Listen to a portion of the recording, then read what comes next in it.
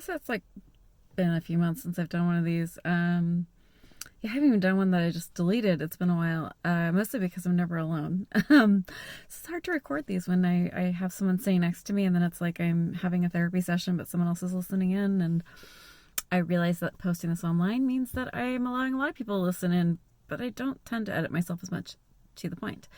Um, so it's been scary. I've had these bouts before that are really frightening, but this one's really scared the living hell out of me. And yeah, I'll try to do this without crying.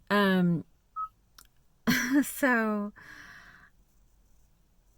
I decided to go for a walk a few weeks ago, and during that walk, I got into a conversation, and I didn't want to stop walking because for a minute I forgot I was sick, and it was really intoxicating, like amazing high, where you just kind of forget that you're disabled for a minute, because if you have a disability that's like a chronic illness thing, where sometimes you have a better day than other days, and some days I can walk, or I was able to walk. And it was just this really heady experience of like, oh my gosh, I'm walking like other people. No one would even know that I'm disabled. And I got into a conversation. I just forgot that I really should have moderated things. And to be fair, I'm not good at moderating. I bite at not going to the wall with things. So the person I was with was like, hey, I'm just going to say we need to really consider how far we're going. And I was like, you know what? Probably right. So we turned around, and halfway through, my entire leg started to come out. I have Ehlers Danlos. If you're new to this channel, if you're new to the podcast or the blog, Ehlers Danlos basically is a connective joint disease, illness, disorder. I forget the proper terms. Just bites, let's put it that way.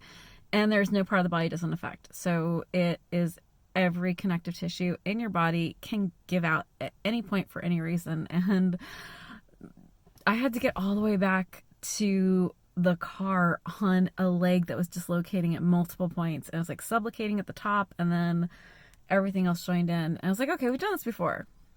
It's going to bite. It's going to be a few days of and then be back to normal. I'm not back to normal. It's been weeks. And not only am I not back to normal, but we can't even relocate most of the bones that are dislocated right now. So I've been on heavier than normal painkillers. I am supposed to be in a wheelchair every time I stand up. I would say I'm at 80% with that. I am really bad. I forget until I fall down. I'm really not good at either remembering or not being stubborn or not wanting to cause a problem or a commotion. I need to get way better at this, because honestly, it's awful. So what's awful about this? I love my wheelchair. My wheelchair is fantastic. It's also impossible for me to use by myself other than inside the house. I can't get it into a car. I can't get it out of a car by myself. So it requires someone stronger than I am to go anywhere. What really bites about this is I don't know if it's the new normal. So if you also have a chronic illness, and this is the question that makes you tear up and shiver. Is this the new normal? Is the one that scares me the most. Because we've gone through really bad bouts before. We've gone through multiple body mass dislocations before.